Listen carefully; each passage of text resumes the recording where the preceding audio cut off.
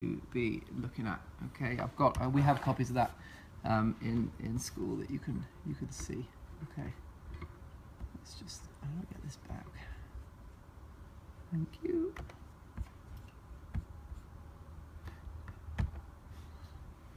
Okay,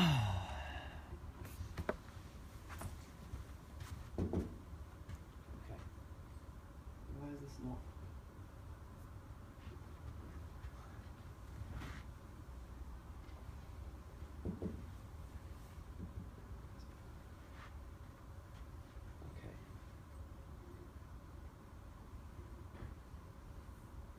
Okay, so that's just some advice there in terms of picking subjects that will help you if you're not sure.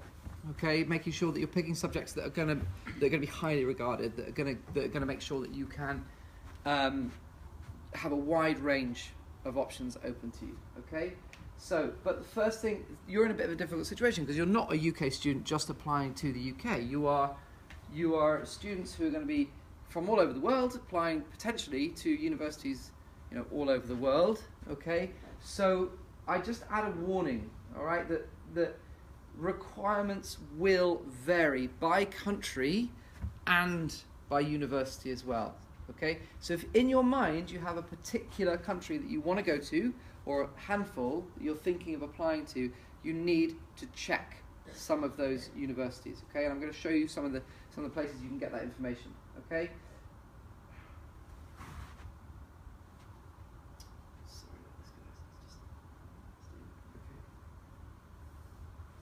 Okay, so where can you find university requirements? Basically, this hasn't really worked the way I wanted it to. Let me just move this out of the way. Okay, so apologies. In my experience, from the kind of research I've done, a general rule of thumb, okay, is that these countries tend, we have increasing strictness of requirements in this direction. Okay, particularly Switzerland is very restrictive in terms of the subjects it'll accept. Okay, for the IB. Okay, for example, if you have aspirations to go to any of the federal universities in Switzerland, okay, so that's EPFL is one of those. All right, or any of the cantonal universities, so UNIL, University of Geneva. Okay. They will require maths, okay, and sciences at higher level. All right, that's just the way it is. It's not the case for all universities in Switzerland. There are some that will accept, for example, math studies. EHL is one in Lausanne. Will accept math studies. All right, so will Franklin in Lugano. Interesting thing about both those universities is they are both accredited by the Swiss government as well. Okay, so they're private universities. They're not Swiss public universities. They're private universities that are also accredited by the Swiss government. They're the only two private universities that are accredited by the Swiss government. Okay, but they will accept maths. They will accept math studies. Yeah. I know for DPFL they want math, physics, or chemistry higher level with another language. Yeah, exactly. 30 points. 38 out of 42 points. Okay, so the question is.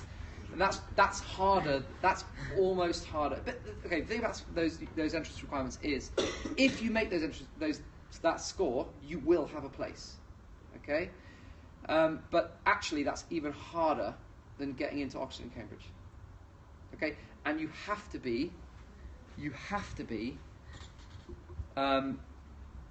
very good. There's no point saying I want to go to EPFL, but I'm terrible at maths.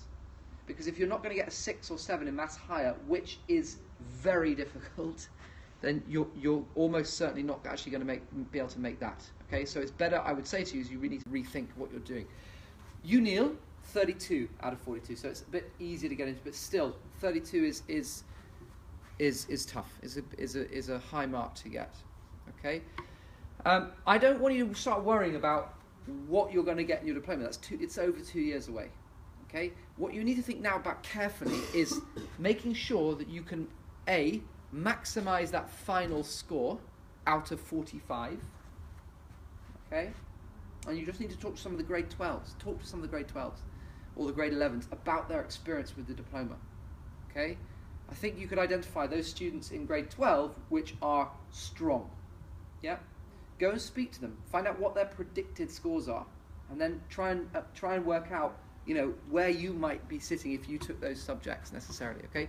What I'm saying to you is, don't just pick. Don't just go, okay, I need maths, I need biology, I need chemistry, or whatever, high level. But if I'm not getting good grades in those this year, it's going to be you're going to find it really hard in the diploma. I'm not trying to put you off, but I just want you to think seriously about it. Okay?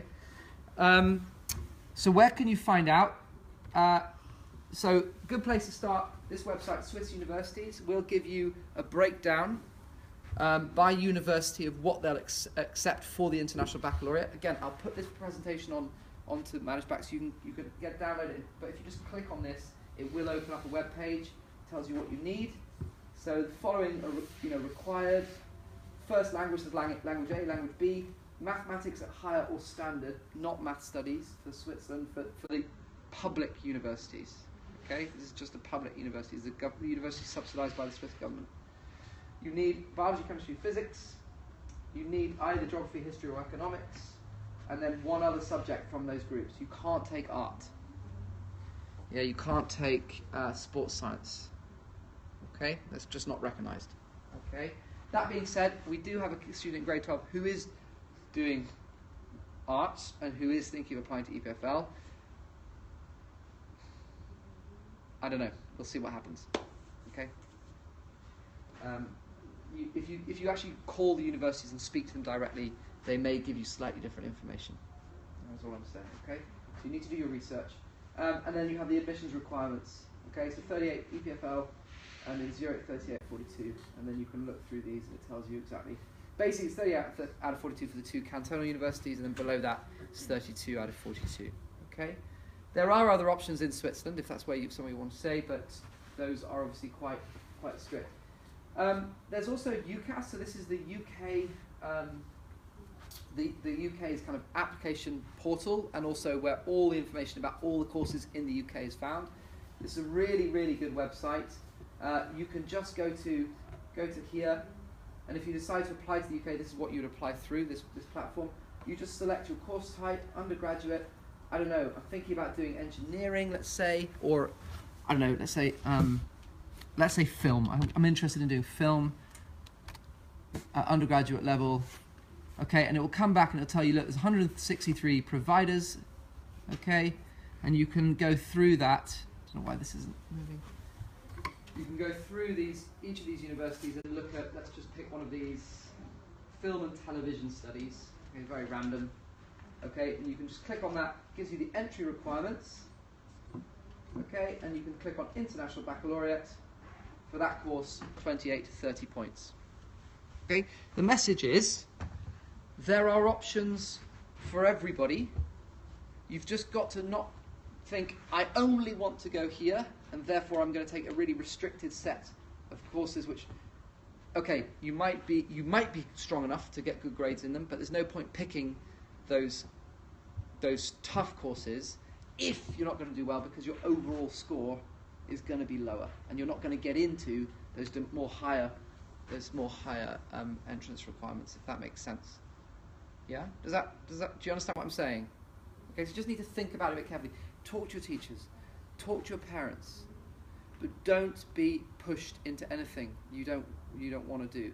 Okay? If you want to set yourself a high a high bar, great, go for it. High standards is great, but realise what you're going to be taking on. Okay? But there are options, for write down. They even find some courses that would say 24 points, which is the absolute minimum for passing the diploma. Okay, so those are two sources I'd suggest. If you think about the US, okay, generally it's a little bit more flexible. I would suggest that you pick out a few of the universities that you've heard of and go and look at their websites for their entrance requirements. Okay, and the same with Canada. Okay, and again, maybe talk to the grade 12s. We've got a student who's been accepted to University of Toronto. Okay, kids that are applying to Canada at the moment as well. So again, find out what their advice is. Okay, and if you've got any questions, just send me an email, okay, or arrange a time to come and see me at lunchtime or after school, okay, and I can talk you through things in a bit more detail. Okay, are there any questions about this? I hope I haven't. I've seen some people's faces kind of change a little bit. I hope I haven't. I'm not here. I'm desperately not trying to scare you. Okay, I just want you to take it seriously and think it through. You'll have another session with Mr. Piercy. You'll have individual meetings with me and Mr. Piercy as well. Okay, but don't just kind of leave it till June and say, oh, I'll just put these subjects down. Start talking to teachers. Talk to your parents. Think about it. Okay. No questions. Know what you're going to do? Yeah? Kind of? Yeah? Yeah? No? Yes? Not really. Not really? Still time to think about it? Okay. I won't put anyone on the spot by asking them. Okay? I'm just going to stop this. Alright.